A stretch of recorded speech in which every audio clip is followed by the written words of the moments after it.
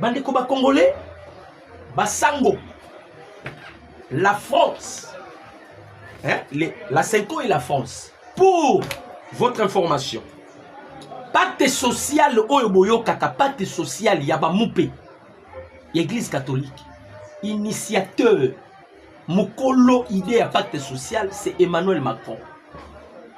Objectif y a pacte social, qui créé pour congoliser la guerre de l'Est.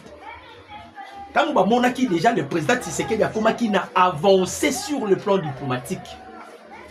Pour bloquer Mukonzi Aboka, il devait créer quelque chose pour Kozongisa Mukonzi Aboka Sima. Emmanuel Macron a consulté la Senko. Parce que a dit que Senko est une branche, est un parti politique. Baza beaucoup plus focalisé dans la communication. Donc, bah, représentant légal, il y a M23, na Rwanda, na Kinshasa, c'est la Senko. Alors, tangu nanya benga kibango, oyo Emmanuel Macron, l'objectif est zakini, pas congoliser guerre. Voilà pourquoi langage na bango zalaki problème ezoleka eza entre Congolais et Congolais. Maintenant, pour matérialiser leur vision, pour matérialiser ce qu'ils pensaient, Babengi Joseph Kabila. Babengi Joseph Kabila, si il faut créer un loko moko boyi, il y a des Congolais. Si vous créez un loko, on a besoin de simato pour appuyer en haut. Et loko, on a de permettre dialogue salama. Parce que dans le dialogue, neto kolongola Tshisekedi au pouvoir. C'est alors que Joseph Kabila a eu l'initiative. Yakozwa et loko continue à salaka sauvons le Congo. Et Kabila est comme ça sauvons Kabila et sauvons Rwanda. Nde benga ki bomuna ki ba Congolais ebele. Ba tiaki ba Congolais ne loko wana pour ba pesa yango moi force. Ezo moi makasi. Mais c'est dommage et Simba quitté. Alors Pio Yaba français et ça Moïse Katumbi. Parce qu'ils savent bien. Avec Joseph Kabila, la constitution ils ont interdit Kabila à postuler. Bayebisi Kabila. Yona Katumbi faut bobongisa. Ce qui bobongisi na Katumbi, Katumbi va protéger tes biens. Ako protéger ba bien na yo. Yo siko sunga Katumbi comme président de la République. C'était ça leur carte. Tango Katumbi ayoki président Tshisekedi azokende ko signer deal avec les Américains. Bandeko ba Congolais. Boyoka bandeko nanga ba Congolais. Ça c'est être un idiot ou bien on ne comprend pas. Moïse Katumbi akendaki aux États-Unis. Aluki ba lobbyiste américain a corrompre bango. Katumbi ayebisi bango. Boyebisa ba américain que Colton na Congo ezalaka lisusu te. J'espère que vous allez vous souvenir de cela. Aleki na TV5, aleki na France 24. Alors les minéraux que les Américains ba oluka ba intéressé Congo ezate. Tout cela c'était pour bloquer les deals entre la République démocratique du Congo et les États-Unis. Lobby to moni Katumbi. Voilà pourquoi dans lobby bato yo mito ezo sala lisusu te. Omoni kisi koluka kisi. Katumbi lobby. Muto alobaki Colté zate lobby à l'équipe sous la France 24 25 pour la kolobaki. Si France 24 que France 25 et qui n'est pas 26, tina 27, tina 30. À l'équipe lobby pour la kolobaki et ezana ba Colta na République démocratique du Congo. Katumbi. Quelle contradiction. Hein? Quelle versatilité à niveau élevé boye. Na tongo lobe loro mususu, na bidio lobe loro mususu, na poko lobe loro mususu. On se comprend pas. Yeyo.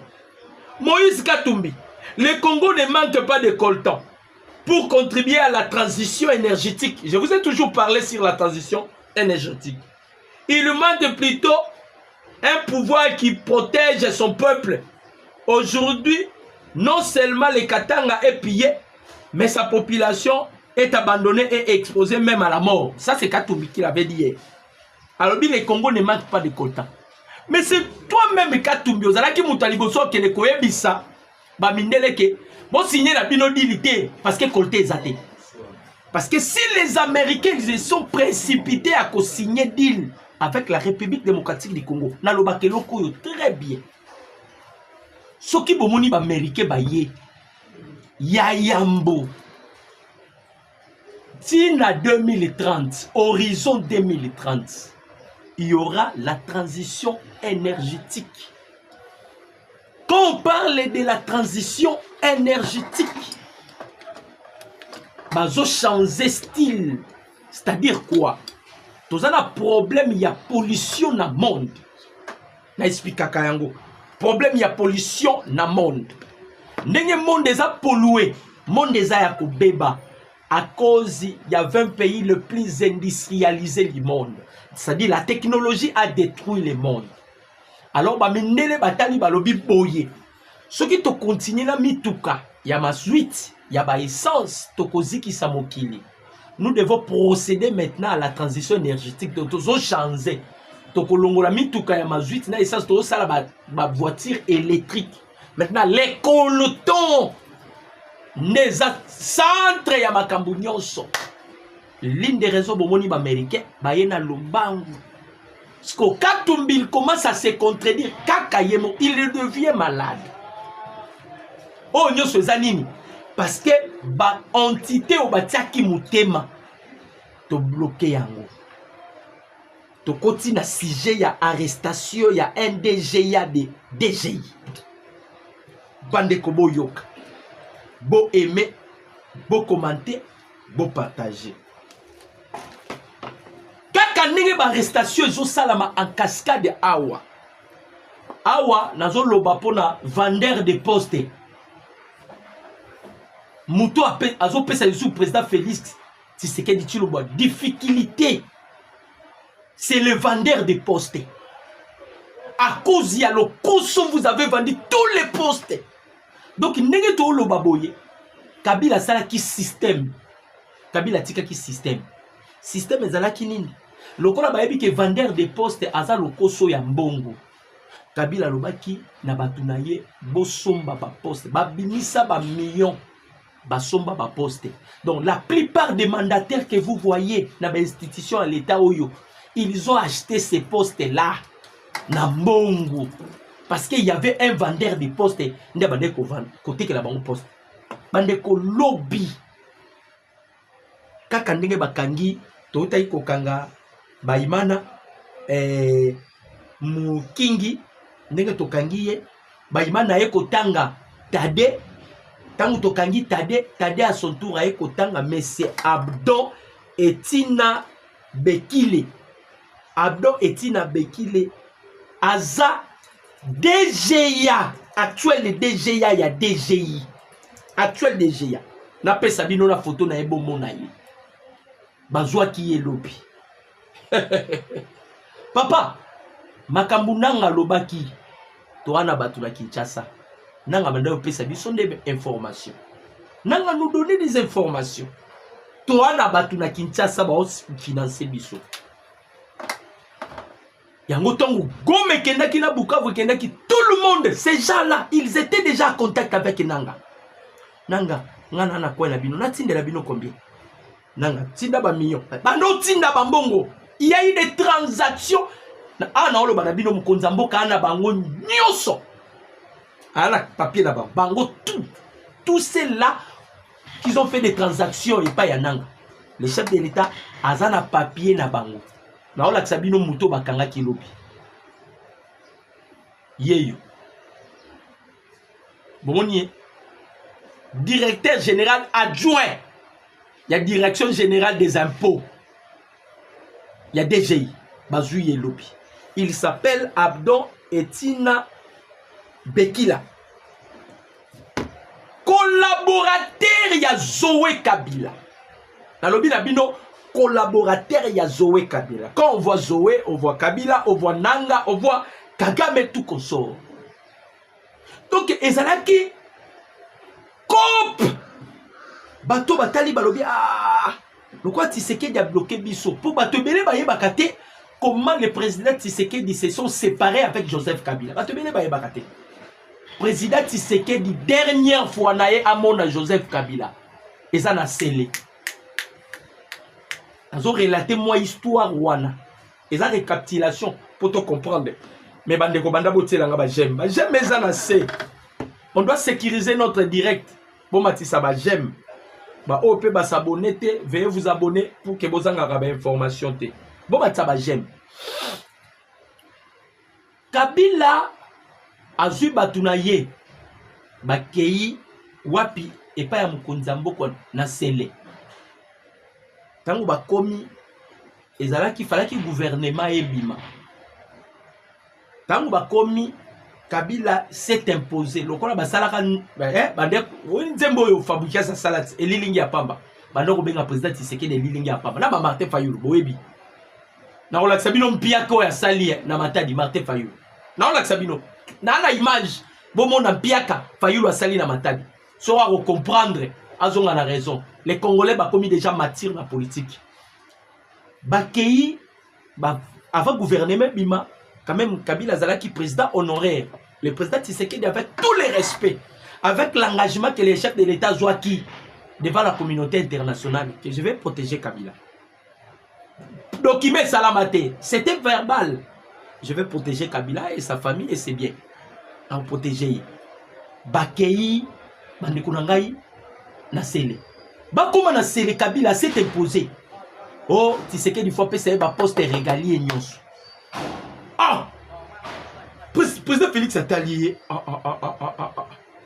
comment si on a passé ba poste régalier nyonso ngana ko diriger ndenge parce que Kabila ebisaki biso déjà je ne peux jamais vous dire au revoir je vous dis à bientôt parce que Kabila s'attendait à un coup d'état constitutionnel azalaki na Janine Mabumba dans l'Assemblée nationale azalaki na Alexis Tambwe Mamba na Sénat Alexis Tambwe Mamba déjà informé même ba membre ya PPRD que d'ici là moi je vais devenir président de la République c'est-à-dire il orchestrait déjà il organisait déjà un coup d'état constitutionnel contre le président Tshisekedi et muto abimisa ki angweza Luamba papa na biso Luamba akenda akufa na Belgique wana imaginez papa on a ebisi président Tshisekedi pour bando surveiller na Kabila bisika nyonso zoke de Kabila simana akutani na président Tshisekedi abigé des secrets mais na roye biso ngoka likolo avion soko bimisinga na Congo de pour la vie de Luamba il était entre la vie et la mort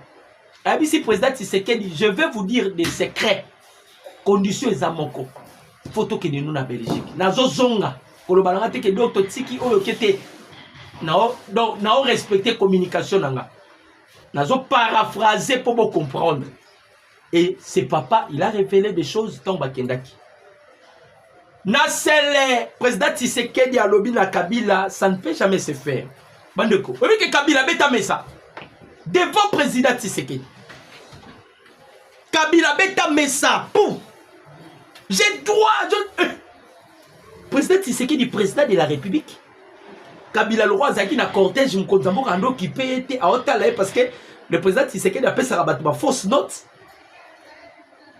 oh bandeko tango petit temps et puis si président Félix Kanda boyebi mutabimisa Kabila na kati ya salle na webi sabino na kombo na ye tango pesi président Félix Kanda le président Félix a donné l'ordre et pas il y a Christian Tiwewe c'est alors qu'il a été décoré corps d'armée Christian Tiwewe président pesi ordre abiko bimisa Kabila Christian Tiwewe azui Kabila babwaka ye libanda ko kabwana bakabwana tilelo bamona na kate yango wana maintenant ce que tango Kabila bimi Kabila ke kokota réunion na Kingakati mbango ayebisi bana mai na ye kope baby sko nde tozabo totikalika na piste moko piste yango nini to banda ko somba ba poste yango eko ko remarquer que vous allez remarquer la plupart ya ba mandataires batonga ka président Tshisekedi na ba bureau na bango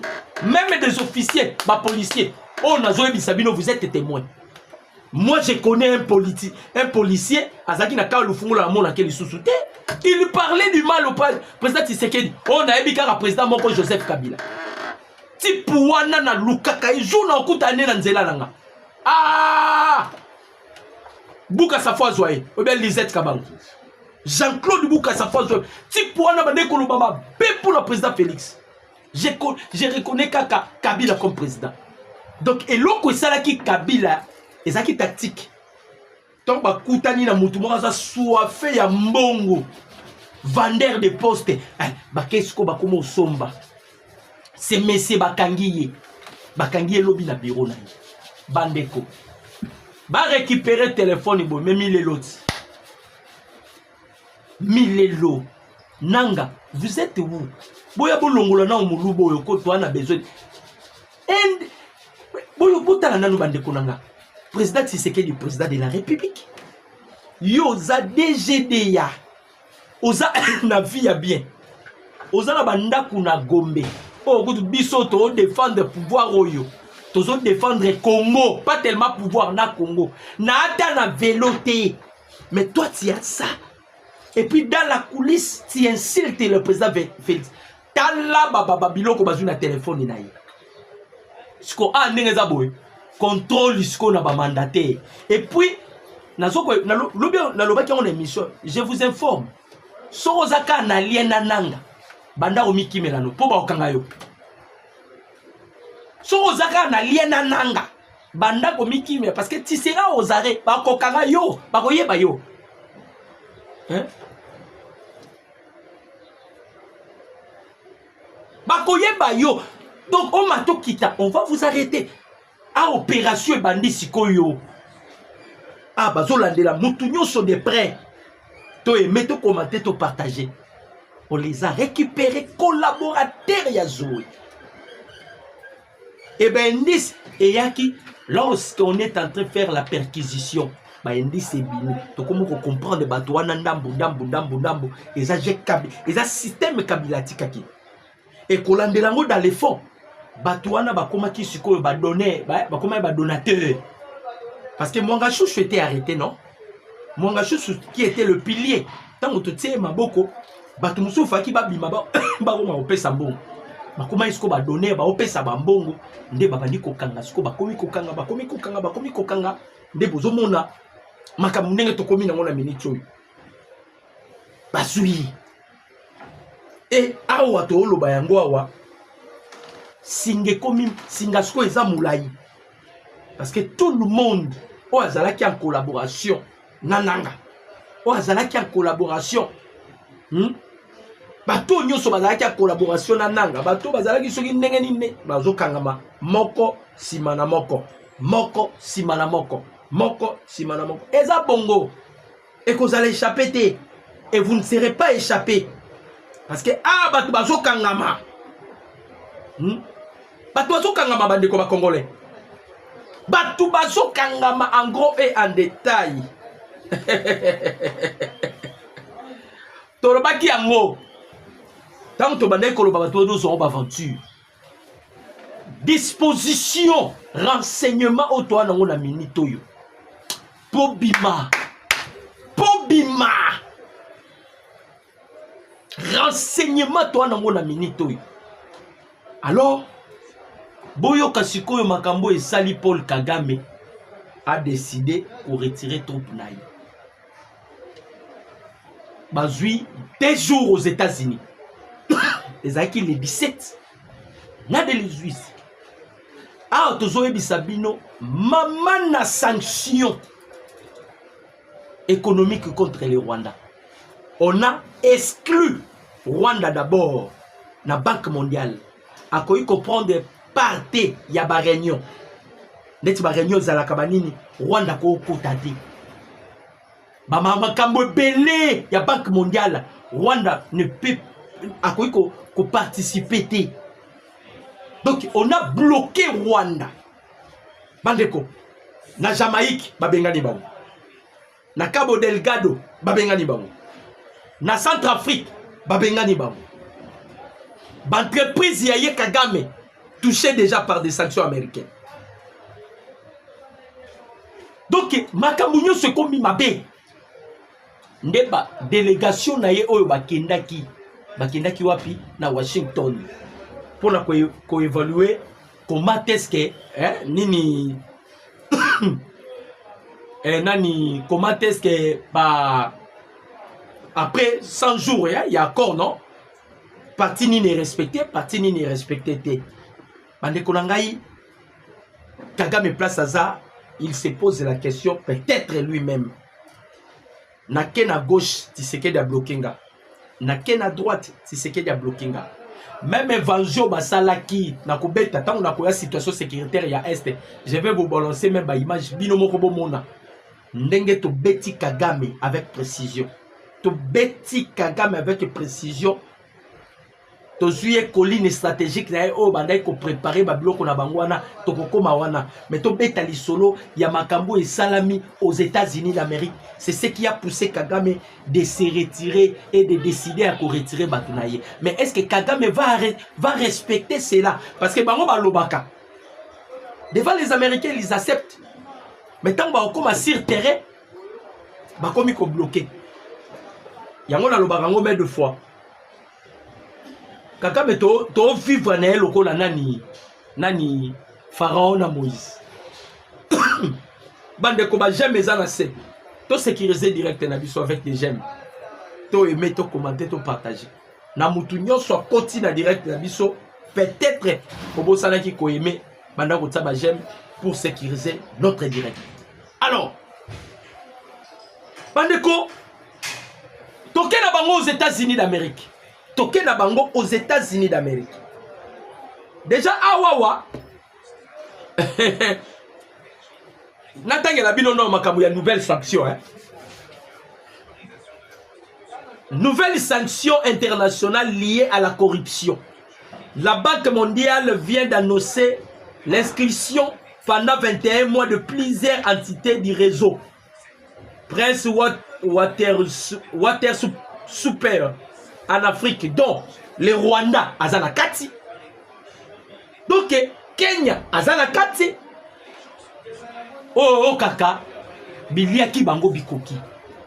Alors le Rwanda a bénéficié de l'aide humanitaire. Bande konangai Rwanda a kokité.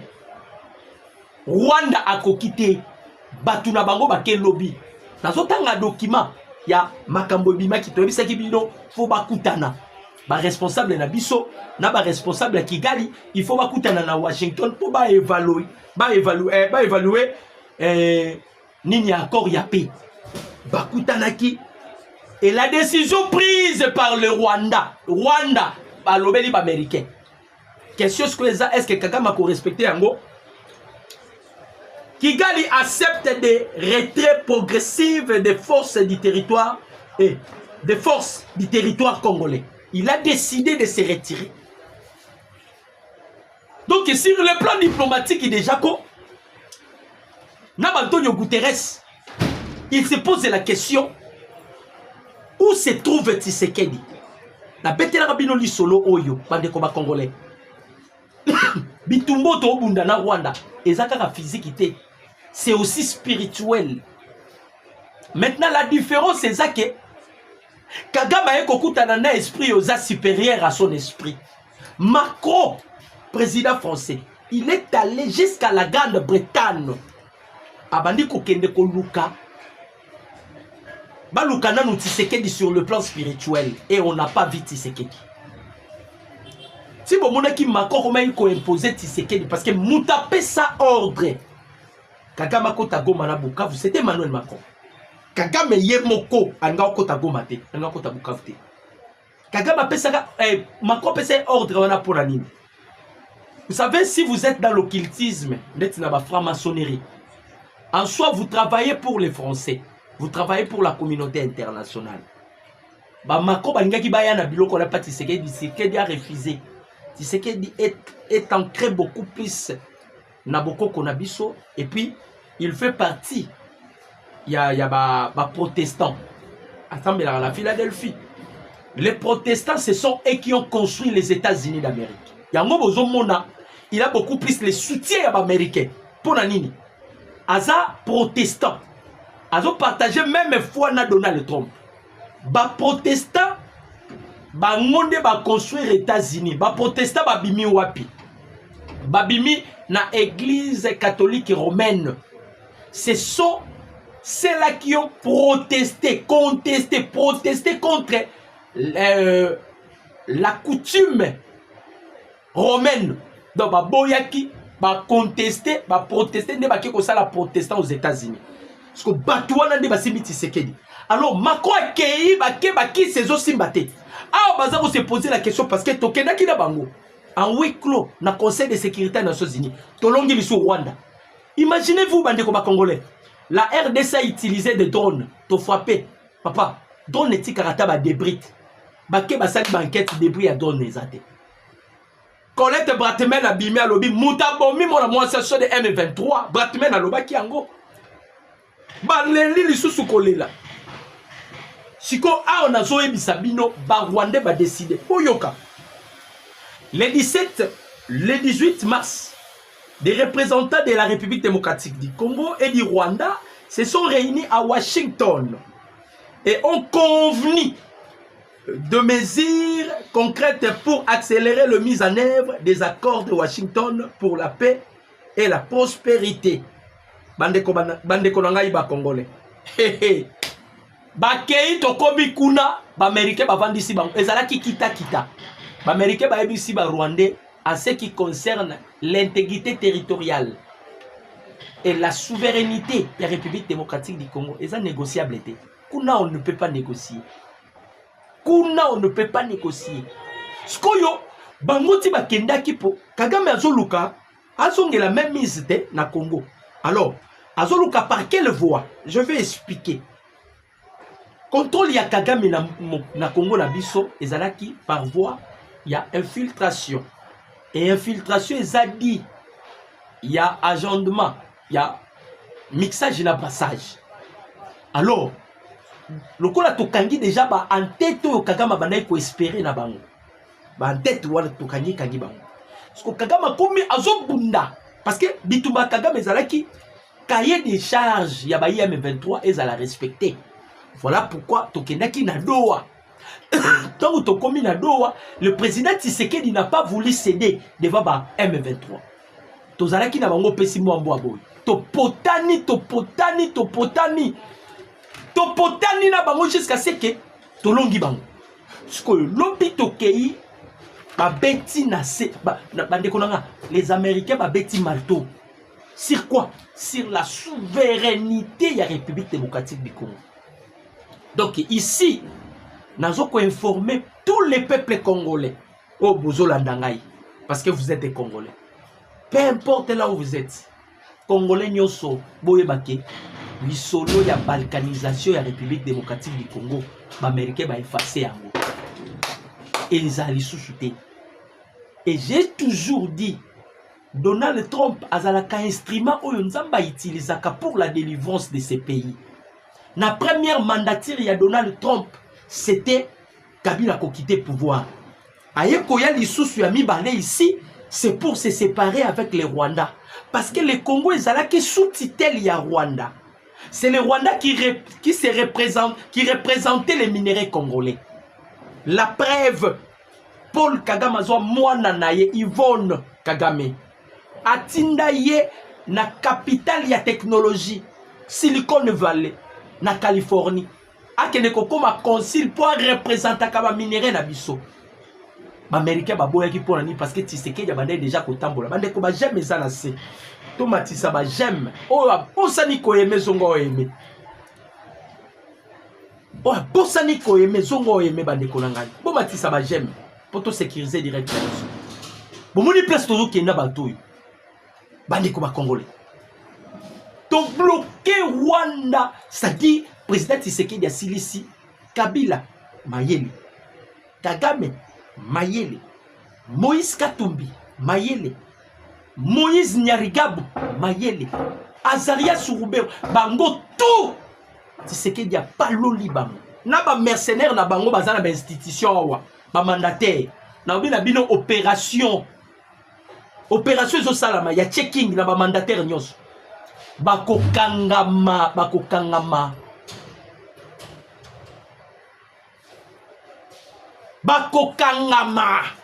Ba mandataire nyos. Alors, Nayebi bien. Kagame il peut accepter. Et sur le terrain à Koboya, biso to akunate et cause la triple infraction avec les Américains.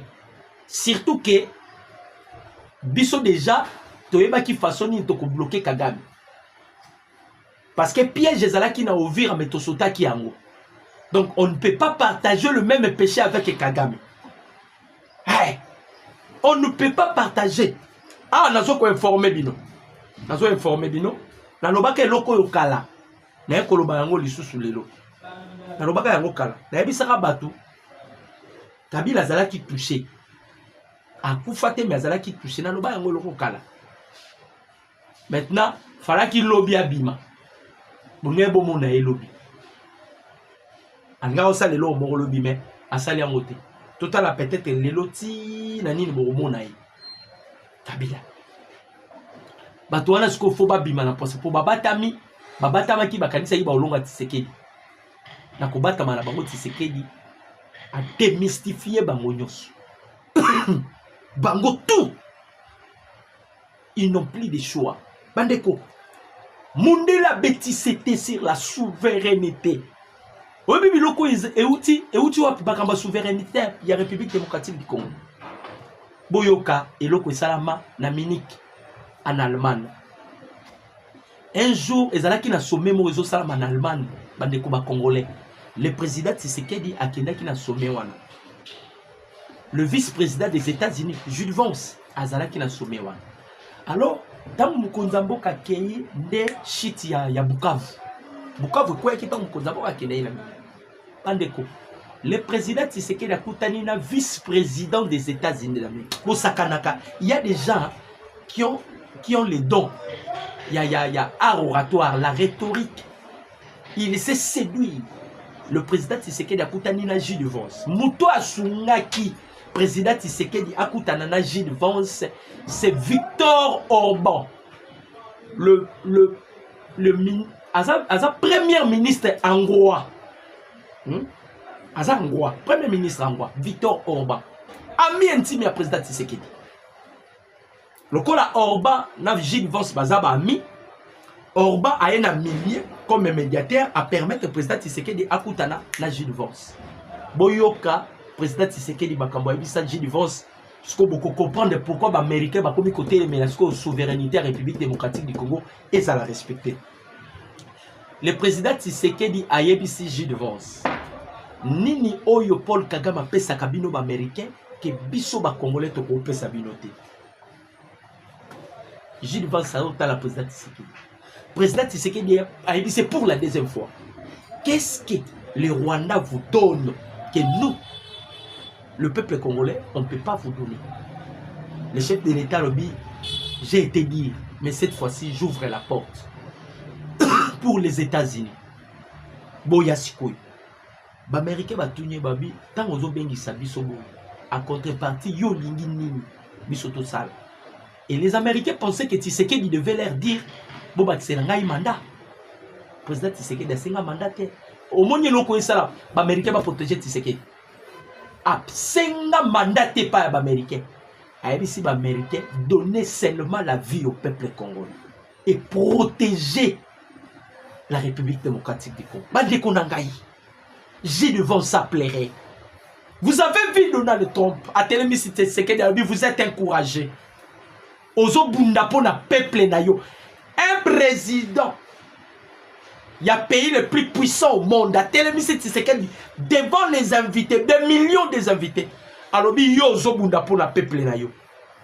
vous êtes encouragé, un brave homme. D'ailleurs, vous avez mon numéro. Congolais. Sinon, Tshisekedi devait être. À quoi il s'enorgueillir, Nango. Mais il est très doux, très calme, parce qu'il a une mission. Calme, trompe à lobby, vous avez mon numéro. Appelle-moi quand vous voulez. Shikoyo a nazo ebisabino, bokanga makamuna ebisibino. Papa, tangisa mwana na yo.